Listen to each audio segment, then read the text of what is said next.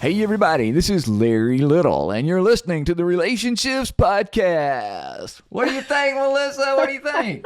I think you had a past job, maybe in the radio or game show host or something. I just wanted to do it. I just wanted to so we're going to talk about today, we're going to talk about being an imposter and what that is. And I just thought, I always wanted to be like a radio guy. Back in the day, I wanted to be one of those DJs that had that smooth, hey, this is, do you have that? Do you have a voice? I don't have that, but no?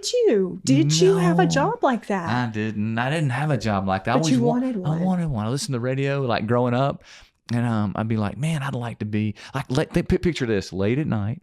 Okay, maybe you're lying in your bed and you're just listening to the old FM radio, right? And as you listen to that, here's what you hear: hey, everybody, this is Larry Little. You're listening to WXLS, The View at the River.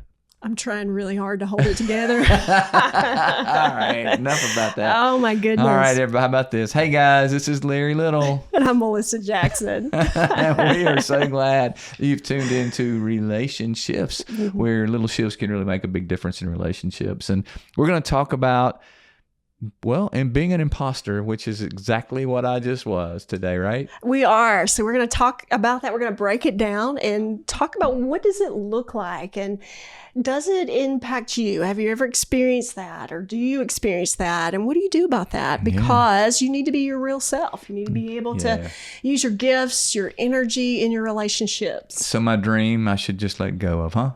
I'm not saying you should let go of your dream by any means. I mean, Nashville, here you come. You've got lots of options there. Lots of options. Be honest. Be honest with myself. I'm not going to make it as a radio DJ. I don't think that's in my cards.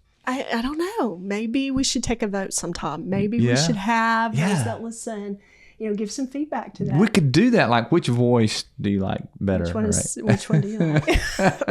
So let's talk about this today. We want to open up with a question. We have a great question. And I want you guys to listen to this because it's right in line with what we want to address today and spend some energy on. So here's the question. I spend so much energy reading other people and worrying about how they see me. I spend so much energy on that it chips away at my confidence. How do I stop tying my worth to their reactions? Man, that is a great question. And we are going to talk about it in depth. But the short answer here is, you're needing that validation from those around you. Their reaction is really about you and not about them. So first, be self-aware that this is an issue where you need to ask yourself, am I allowing my self-doubt to drive my behavior? Am I, and I call it irrational thinking. It's irrational to think that you have to get the approval of others all the time. There is some good heart behind this, though. I have to point that out. This person really cares. Yeah. They're in tune to other people. And so they are watching, they understand, they have some of that relational EQ. You're saying, though, maybe it's just kind of headed into a direction that's not helpful. Yeah, it's not all or none. I mean, certainly if you go the other way, you're narcissistic, right? If you don't care at all about what other people, but it's that, I want to understand where other people are. I want to be appropriate. I want to engage. I want to connect. But I also want to be authentic, and I don't have to have their approval every time. In fact, sometimes I'm not. And I'll tell you something, Melissa. I remember, when a time came in my life where I realized that, what? Because I'm kind of like this person. I really was wanting approval a lot in my life in the earlier years.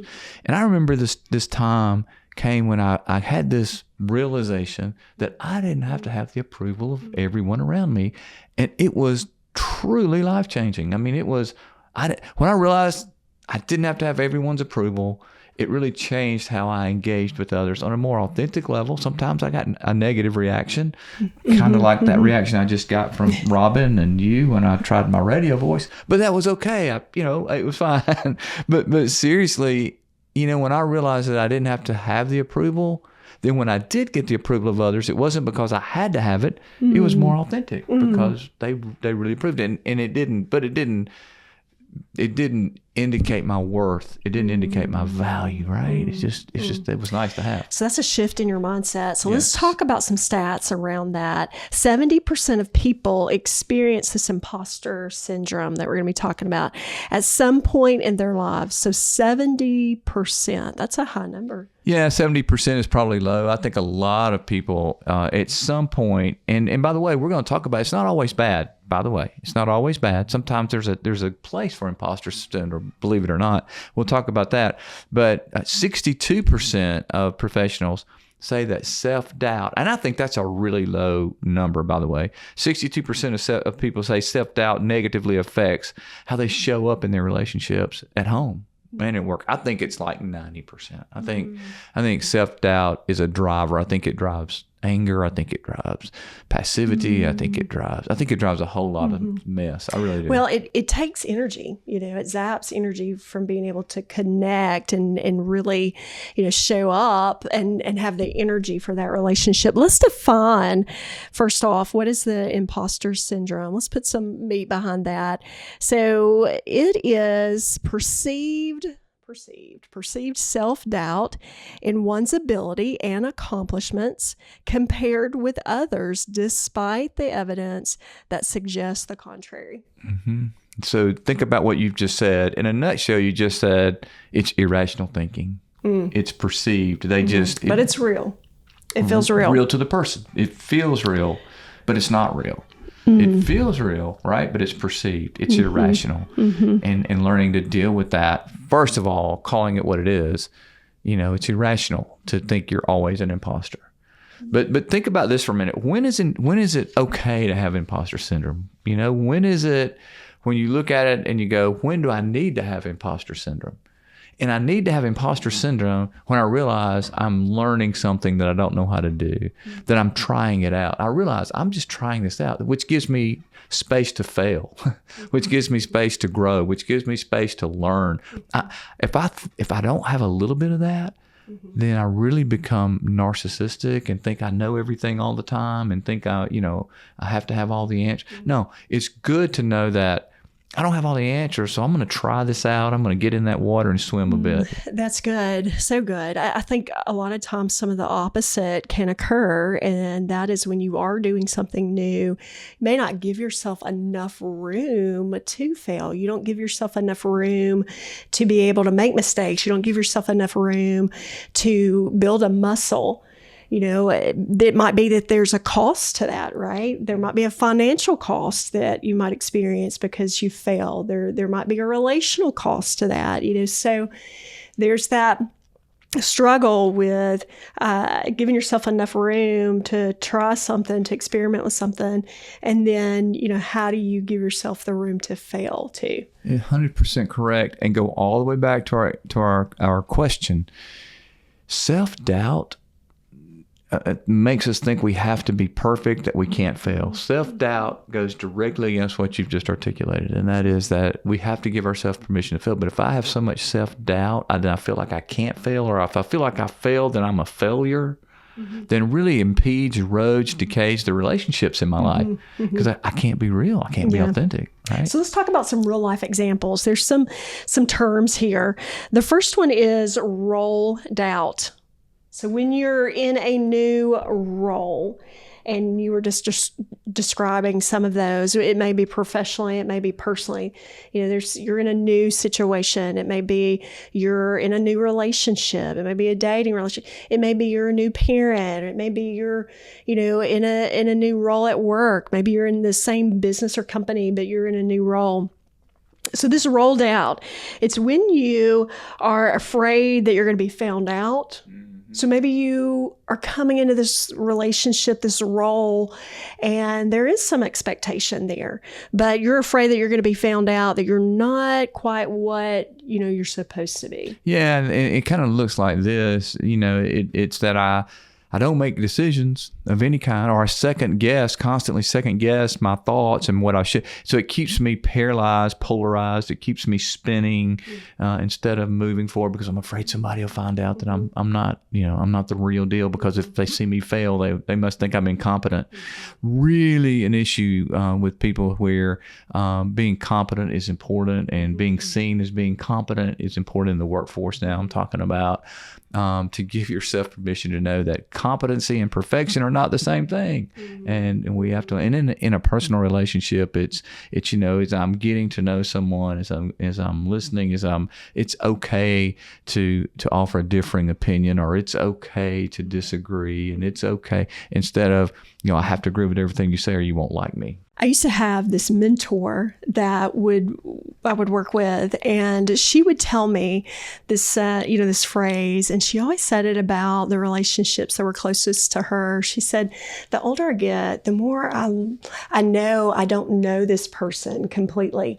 And there wasn't fear behind that or doubt. It was this curiosity that I want to continue to learn about this person and not make assumptions about them, and not, think I understand them fully. I'm going to give myself room to explore and be creative and continue to learn things about them and allow them to learn things about themselves. And that was always a powerful statement that she would make. Well, I love that curiosity. And if you think about, some of the coaching that I've done in the past with these leaders is when executives would come in and they were new to a team, right? My first homework assignment would be, I want you to go in to every person on your team and just listen. I want you to ask questions, just like your friend said. I want you to be curious. I want you to say, tell me about yourself. What can I do for you? Tell me what I need to know. And don't have any answers. Don't bring answers at first. Bring questions. Bring curiosity. Earn the right to give your answers, right? And I think that's the same with a personal relationship. When we develop our relationships, someone who has to do all the talking, you use the term, I think in a brilliant way, ping pong.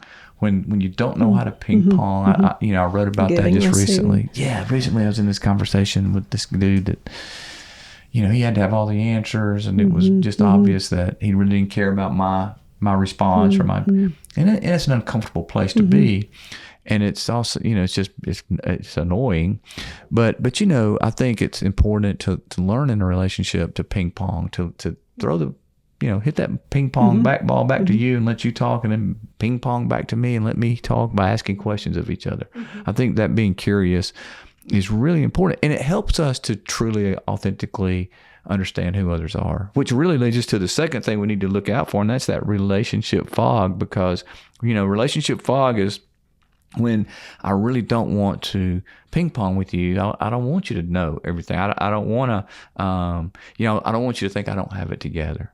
I don't want you to think that I have struggles. Yeah, or maybe I don't want to deal with not having together what it produces. Maybe it produces, some tension, or it produces something. And so I want to fog to keep things on this even keel so that we don't dip into conflict, or we don't, have a situation where we're at odds with each other. Yeah, I think it's important to know here, there are certain relationships, right, where you want to be vulnerable and you want to hit, but there are other relationships where you don't want to do that. So understanding that appropriateness and being okay with that, everybody doesn't have to know everything about you, nor do they have to approve everything about you. But those that you choose to invest in, you have to let them invest in you as well. It's really Which leads important. us to this next one, the social pretending. Another real life example is, when we want to agree with everyone, we end up agreeing in this group setting or even one-on-one. We seem to come across as we don't have an opinion. We're agreeing with everyone. And this begins to really erode that person's identity. It really kind of breaks down who they are, their character, their personality, and they begin to meld into everyone else. And whatever person they're with, whatever group they're with, they really kind of lose themselves in that. Can't you just imagine how much energy that takes, though, to continue to try to get that approval from everyone, to avoid seeming like, you don't have your act together all the time. Can you imagine? I mean, it's a lot of energy. So there's a cost to that. Yeah. And maybe for some people, it doesn't take a lot of energy, and that's the cost to them, because maybe they're tapped out and they can't spend the energy to bring their real self to the situation, to the conversation. So I think it's about, as individuals, we understand who we are. We understand what makes us tick, so that we can address this self-doubt, because we all have self-doubt from time to time. But what do we do to kind of change, make that little shift, so that we can be aware, so that we can do something about it for ourselves? So let's shift the conversation a little bit. Okay. And let's talk about what are some practical shifts that we can make. This first one here is from performance to permission.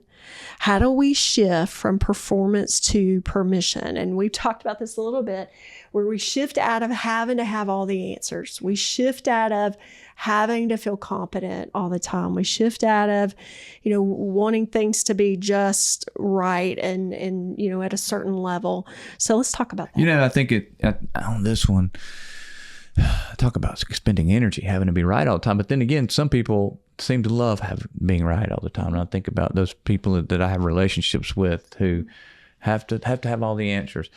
It really does deteriorate authenticity, trust, and vulnerability in a relationship. And I think that giving yourself permission to say, I don't know.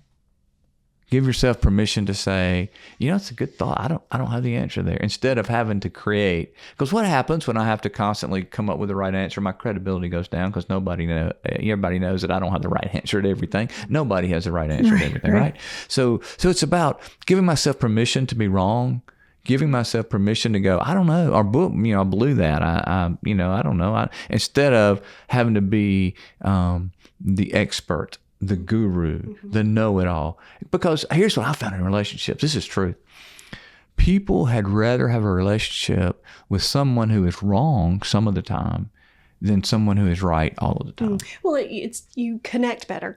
That person's real. They're a real human. They get up every morning and they'll they put their pants on the same way. There's one leg at a time. It's about being able to know who you are, the imperfections and the strengths, and being able to bring that to a relationship. And sometimes that means sitting in self-doubt, so it doesn't control you, so you don't go one way or the other. But sitting in that and getting used to that. This next shift from comparison to connection. So if we can put ourselves in the role to allow there to be connection, that giving and receiving, that ping-ponging, instead of stacking ourselves up against the other person, we begin to have shared experiences.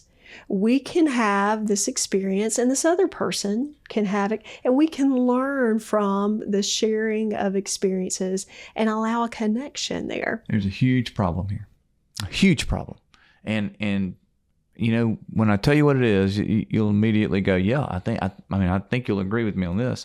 And I think the problem is we have become a society that is addicted to social media. And we get on social media, we get on Facebook, we get on Insta, and we see these perfect families. And we're taking this beautiful trip, and my children are over here. Look at how great they're performing, and talk about performance. And nobody gets on there and says, we're really toxic as a family. Nobody gets on there and says, my relationships really suck. You know what I'm saying? No, nobody does that. They don't. They get on there to put about how wonderful things are most of the time. And you look at that and you go, well, mess. I want that. Look at me. I'm over here. I just had a fight with my wife. We're arguing over something, and then I get on there and I see these perfect people all together. I'm like, or my children are, I got these teenagers that are driving me up a wall, and here are these perfect teenagers over here posed with their parents in this trip to Jamaica or whatever. And, so I think it's so easy to compare because that social media has made it so that we can compare. I mean, it's made it so much easier, right? We're just exposed. The exposure is so much more. But truth is, if we can get out of that, right? if we can get out of that and say, I'm not going to allow that. That's not who I am. I'm going to give myself permission not to be the Facebook family. We're not the Facebook family. We have struggles, but we love each other fiercely and we protect each other. But we're still, we're not perfect. I think when we get there, we're making strides toward this shift. And that is that mindset that you have to get to, and you have to guard your mindset, because if you're not careful, you get pulled into that so easily. One click, you get pulled into it. Yeah. But being able to step back and really define and remember and recall and make sure you are defining who are you going to be. And in that case, who's your family going to be? And how do you focus on keeping those connections? The next shift is shifting from hiding to honest sharing. So how can we shift from hiding to honest sharing? All right. The first thing we have to know is this is not meant for every relationship. I'll say that again. Shifting from hiding. Yeah, we have to know those boundaries. Otherwise, we overconnect, we overshare. So no. It's about in these relationships that we identify that we want to have that are close, that are special, then we have to say, okay, I'm not going to hide my thoughts. I'm not going to hide my. One of the greatest gifts I think you can give someone in a relationship is to hold their emotion. And allow them to be emotional and be okay with that, to allow them to share whatever that looks like. Sometimes it looks like emotional tears. Sometimes that looks like just expressing their thoughts without fact checking or without being defensive or without having to be critical, without having to fix it. Sometimes it looks like them being angry and you holding that anger without reacting, without punishing them for being angry. So it can be a whole lot of things, but it really amounts to building that trust in the relationship and then allowing yourself to do the same with them. You find those people that you can do your pinging ponging with, but that vulnerability is the secret to any successful, deep, special relationship. As we finish up with this piece, it's so important for us to remember to take that energy that we would be using in all of this and turn it towards really being mindful and aware and dealing with our own self-doubt so that we can have strong relationships and we can bring who we are to the relationship and invest the way we were talking about and have been talking about. Melissa, that is a brilliant point. What are we spending our energy on? What are we spending it on? And either it can be things that hurt our relationships, that create more self-doubt, or we can work on that self-doubt. And I hope that this has helped our question asker today too. And I hope it's helped some people, because I think it's so important as we think about shifting our relationships. And I knew we were talking about imposters today. So I have, because people clamor for it. They want it. It's important. And we're going to give it we have to give the people what they want. Give the people what they want. Bring on the joke. Bring it on. It is the dad joke. Here we go. What is it going to be today? Robin, she can't hardly take it. She's so excited over there. Oh my goodness. And in honor of being an imposter, here we go. So my therapist hates that I stand in the corner of the waiting room blowing air at everybody. It's annoying, but I'm a big fan. I got it. You laughed. Hey, all right. I hope you laughed with us. Hey, thanks for taking the time. We hope that we've given you some things to think about, some things that you can do. Bottom line, we hope that we have challenged you to make those little shifts that make a big difference. We'll see you next time. Little shifts that make a big difference. RelationShifts. Little shifts that make a big difference.